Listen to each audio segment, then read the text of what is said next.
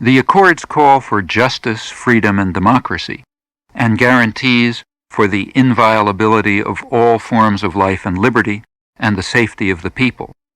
They call for an authentic, pluralistic, and participatory democratic process to promote social justice and respect for human rights. These provisions were also unacceptable to the U.S. government, since it is obvious that they cannot be met or even approached in the U.S. client states without the dismantling of the government structure dominated by the armed forces and the security services. Having eliminated the provisions applying to the United States, the media then faced a second task, to remove the practices of the client states from the agenda.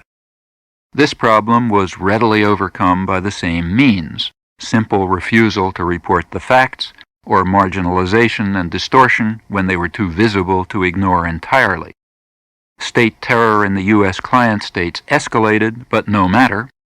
The laser-like focus of the media was on Nicaragua, which received far more coverage than the other countries combined, virtually all of it concentrating on departures from the Accords as interpreted in Washington. Another unacceptable feature of the Accords was the role given to international monitors. The U.S. brooks no interference in its domains, and the international presence would inhibit violation of the Accords, thus interfering with U.S. intentions. The first phase of the Accords ended in January with a report by the International Verification Commission. The Commission had the bad taste to condemn the United States and its clients while praising steps taken by Nicaragua. Obviously, it had to go. The New York Times cooperated by suppressing the Verification Commission report, and under U.S. pressure, the commission was abolished. The victory was complete. Not a shred of the original agreements remained. Nicaragua responded by announcing that it would satisfy the terms of the former accords unilaterally, requesting international supervision to monitor its agreement alone. The loyal media responded by announcing that finally Nicaragua had agreed to comply with the peace accords, although of course communists cannot be trusted. Meanwhile, state terror continued to escalate in the client states, without, however, influencing the judgment that Nicaragua alone was responsible for violating the Accords. And that is the correct response, given that the United States and its clients were now exempt by Washington media edict. In the New York Times, the terror was barely noted, apart from guerrilla terror in El Salvador, to which the government sometimes responded, Times correspondent James Lemoyne commented with regret. With the Accords now restricted to the question of Nicaraguan compliance with Washington's dictates, the crucial issue became the willingness of the Sandinistas to negotiate with the CIA-established civilian front for Washington's proxy forces. The text of the Accords required no such negotiations, but the Accords had long since been dismissed to oblivion. In early 1988, Nicaragua did agree to this U.S. condition, reaching an unexpected ceasefire agreement. Meanwhile, the indigenous guerrillas in El Salvador and Guatemala were consistently rebuffed in their efforts to negotiate. But these facts were suppressed as irrelevant in conformity with the Washington media version of the Accords. Where not suppressed, the facts were simply denied, as when Jeane Kirkpatrick wrote in the Washington Post in June that Duarte has seen his generous offers of amnesty and negotiations rejected by the FMLN guerrillas one by one. This pronouncement followed Duarte's rejection of a series of efforts by the FMLN, the political opposition, and the church to arrange negotiations. The Nicaraguan ceasefire was signed on March 23rd. The agreement stated that only humanitarian aid will be negotiated. It further stipulated that this aid must be in accordance with Article 5 of the August 1987 Accords.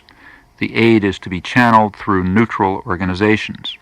Secretary General Suarez of the Organization of American States was entrusted with ensuring compliance with the agreement.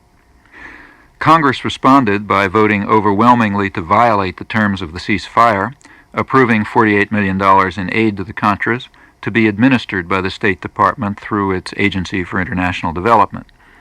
The aid would be delivered in Honduras and within Nicaragua by a private company, James Lemoyne of the New York Times reported, quoting Contra leaders.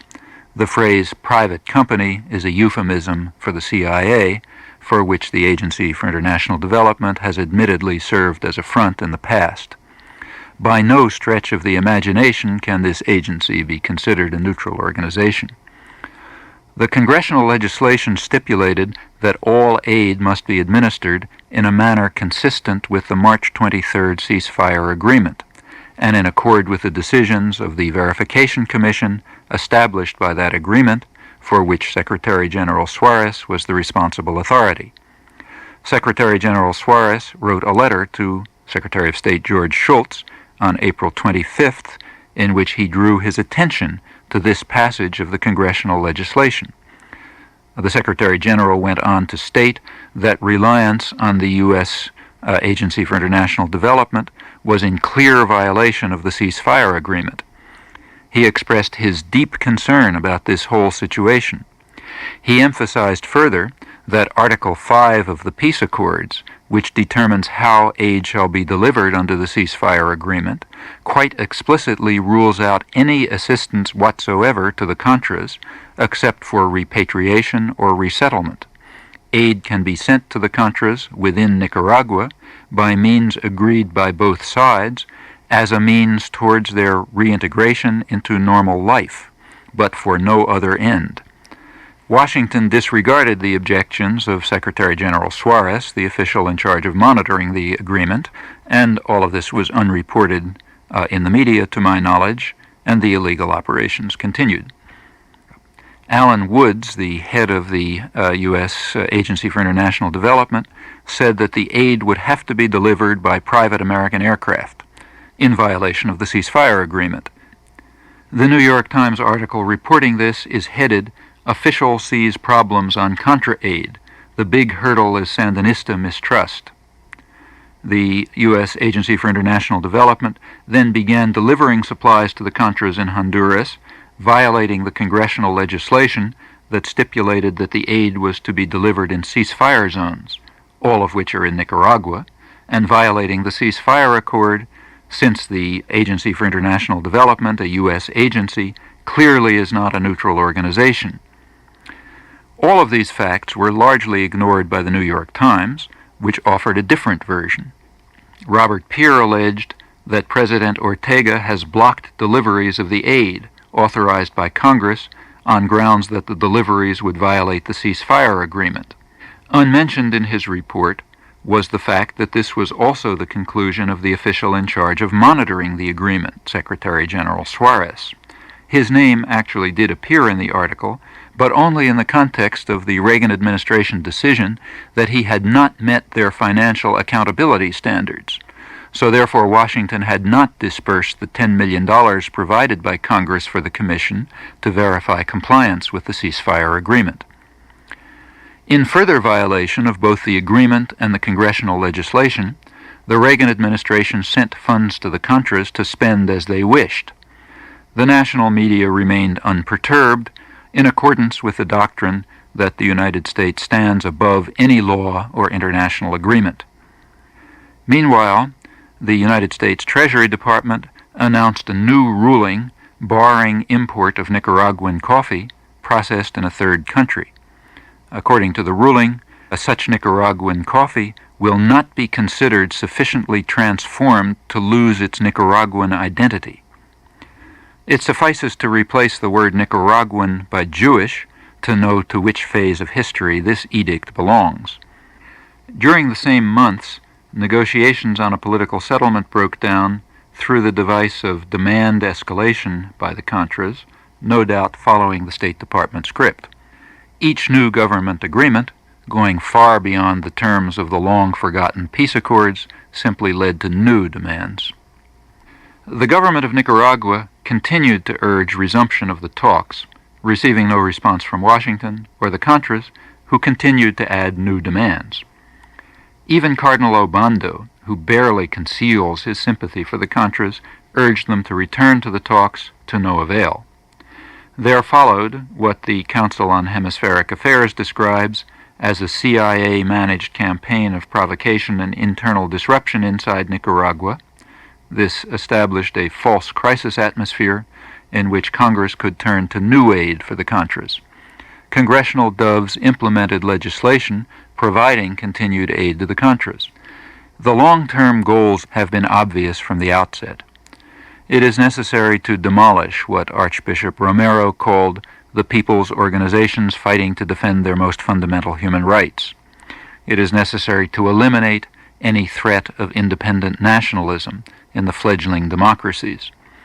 If Nicaragua cannot be restored by violence to the Central American mode, then at least the United States must implement the reported boast of a State Department insider in 1981 to turn Nicaragua into the Albania of Central America, that is, poor, isolated, and radical.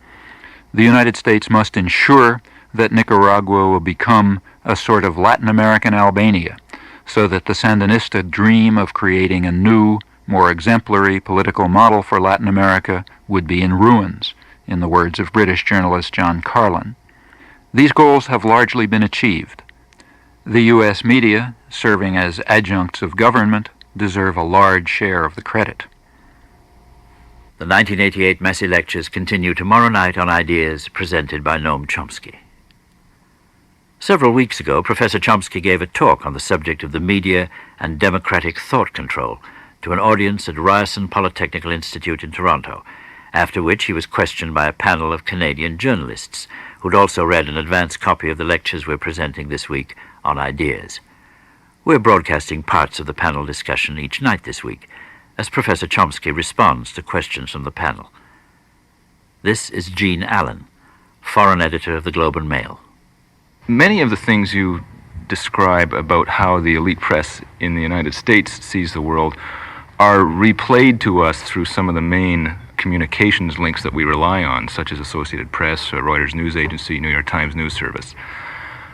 And I think many Canadian journalists are in the position of recognizing a strong U.S. bias in those reports, and are active in. That's one of the day-to-day challenges, is trying to find ways of getting around that. One of the things you can do is get your own correspondents there who have a different point of view, or try and get local stringers. You can't do that all the time. But I just wonder from that, from my point of view anyway, it seems that perhaps a lot of what you describe could be simply interpreted as kind of the American press playing cheerleader for the home team. It's just like there's a kind of sports writer who's called a homer, and the home team can do no wrong. Can you look at it that way, just as an issue of American foreign policy, and countries like Canada can have some effective room to maneuver in terms of covering the world? Well, I think there's something to that, but we have to be careful about what's the home team. I mean, for example, what the American press defends is the interests of elite elements in the United States. Now, it may be that the general population is strongly opposed to elite elements, but they're not the home team. It's the elite elements that are the home team for the reasons that I mentioned. So on, say, Central America, there's no doubt that the general population has been pretty much opposed to these policies, but the home team is in favor of them and the press is in favor of them. Let's take Vietnam, the Vietnam War. There, that was very interesting. At first, the general population was strongly in support of the war, strongly in support. But it changed. By about 1969, the population was largely opposed to the war, and on interesting grounds. The population was opposed in principle. Again, you take a look at the Gallup polls. Up until today, or at least 2 years ago, which was the last one I saw, about 70% of the population regularly says the Vietnam War was fundamentally wrong and immoral, not a mistake. Now, among opinion leaders, it's not 70%, it's like 40%. Opinion leaders includes clergy and businessmen and so on. When you get to the real intellectual elite, the percentage is about zero. There's even at the peak of opposition to the war, like around 1970, the real intellectual elite, as picked by various standards, was of course opposed to the war. So was everybody, including Wall Street, but because it was just not paying anymore. But they were opposed on pragmatic grounds. It wasn't working, it was too costly, it was maybe too bloody, and so on. But fundamentally wrong and immoral, not a mistake, that position is barely expressed in the ideological system, but it's the position of about 70% of the population. Now here we have a striking case where, you know, the home team that you're working for is not the general population. It's a very specific interest in the general population. I think that's true on a lot of issues. Let's turn to a totally different question. Take nuclear test ban. Just through popular grassroots organization, the population was about 75% in favor of a nuclear test ban 2 or 3 years ago. Elites were strongly opposed to it. Liberal, conservative, everyone else. They were so strongly opposed to it that when the Soviet Union declared a unilateral test ban, the media barely covered it. I mean, they noticed it and disparaged it and told various lies about it. And when it was renewed, it was barely even covered. And it was hardly even an issue in the elections, even though 75% of the population was in favor of it. Had virtually no elite support except maybe an occasional gesture. That's a very strong elite position, but it's not reflecting the general public. So I think there's something to what you say, but I think one has to be more discriminating about how to define the home team. The home team means the people who own the country and therefore ought to govern it. Or the official home team. Yeah. Peter Worthington, editor of the Ottawa Sun. Your talk of the Vietnam War, the turning against it, and you said for moral grounds because it was an immoral war. On the general population, not the elites. My view would be that the public turned against it, regardless of the point that I think it was a mistake, but I think the public turned against it primarily because it was a losing war. And can you give me any indication of a winning war that's been unpopular? Well, can I give any indication of a winning war that's unpopular?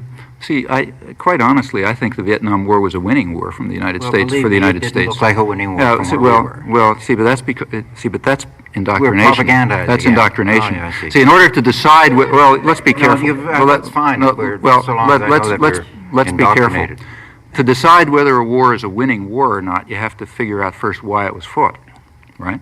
That's what tells you whether it was a winning war or not. There are a variety of ways to tell if it's That's winning. right. There are a lot of ways but one of the ways, if you're logical, is to ask what were the goals of the war and were those goals achieved. That's the way you decide whether a war is a winning war, right?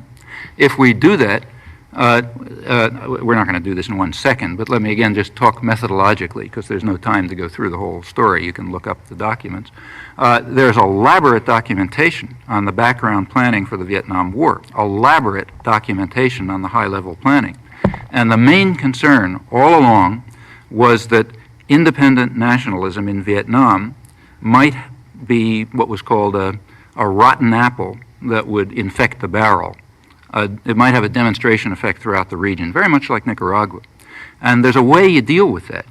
The way you deal with a virus that might infect the region, the virus in this case being independent nationalism, the way you deal with it is by destroying the virus and inoculating the region from the spread. Now that was done. The Vietnam War had a dual character.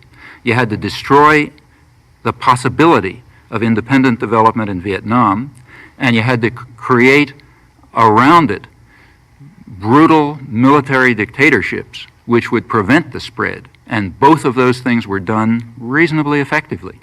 Part of the Vietnam War was the support for the Indonesian massacres in 1965, a very significant part. Part of the concern over Vietnam was that it would encourage the growth of independent politics in Indonesia, where you had a huge mass-based, peasant-based communist party. And success in Vietnam might have spurred that on. In 1965, that party was wiped out with the slaughter of maybe 700,000 people to enthusiastic support in the West, I should say. That was part of the inoculation of the region. Same happened in Thailand, same happened in the Philippines with the Marcos coup, all around the region. Meanwhile, Vietnam was sufficiently destroyed, so the chances of it being a model for anyone else are very slight. I mean, Vietnam barely survives. You know, it's suffered the kind of fate that there's nothing to compare with in European history back to the Black Plague. You know, be a century before they even recover, if then. So that's a partial victory. It's in terms. So here you didn't have a total victory. They didn't get their ultimate goal. If you're only if you call success only achievement of every goal, even the minor ones, then it wasn't a victory. But if we give an accurate assessment, it was a partial victory. Partial defeat, partial victory. They didn't reabsorb Indochina back into the American system, but they prevented it from being the threat of a good example. In this respect, the American war in Nicaragua is also a partial victory. Now, we can answer the question what the American population thought about the war. We can answer it because it's a very heavily polled population, and we don't have to speculate. We can look at public opinion studies, and they changed over time. By the late 60s, the population was largely opposed to the war on moral grounds, not on grounds that it was going to fail. By the 70s, with the continued improvement in the cultural climate among the general population, those figures went up. By 1982, it was 72% answering yes to the war is fundamentally wrong and immoral, not a mistake.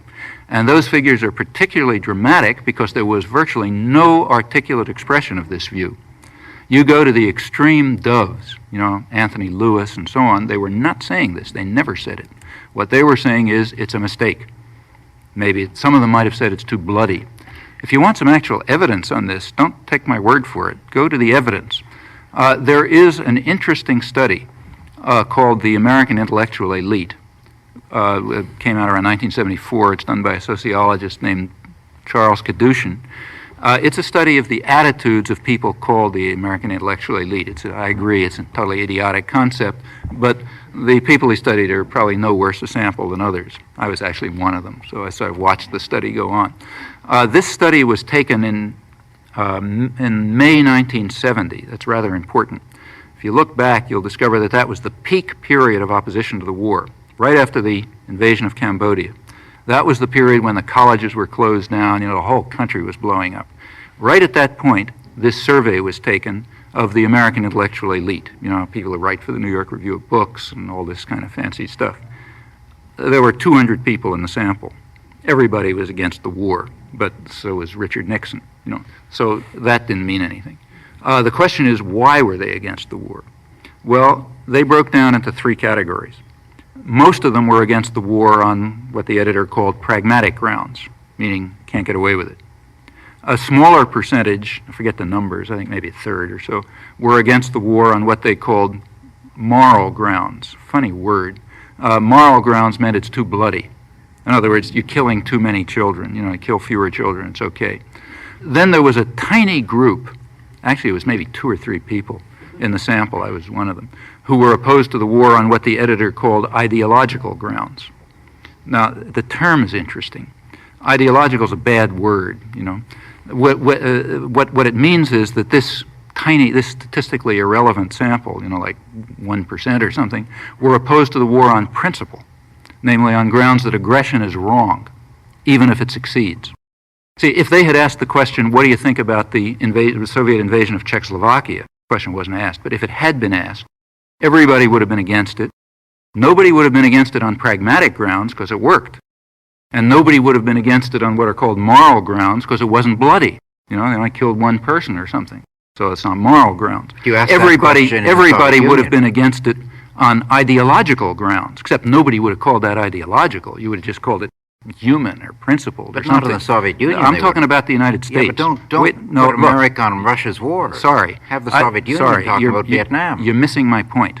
My point is that in a U.S. study, opposition to an American war, to aggression on grounds of principle, is called ideological, and it is marginal when it's U.S. aggression, and it's considered normal and proper when we're talking about Soviet aggression. Now, here's my point. At a time when the population was moving towards large-scale opposition to the war on grounds of principle, the intellectual elite was only by statistical error did you find anybody who was opposed on grounds of principle. And that's at the peak period of opposition to the war. I think those things are pretty revealing. In fact, I think there's, in my view at least, there's a kind of a split that's taken place in American culture, an interesting sort of split between educated elite opinion which in fact is jingoistic and indoctrinated and reactionary and so on, whether it calls itself liberal or something else, and the general public, which is moving in another direction. Noam Chomsky. We're back tomorrow with the fourth in this series of 5 programs. I'm Lister Sinclair.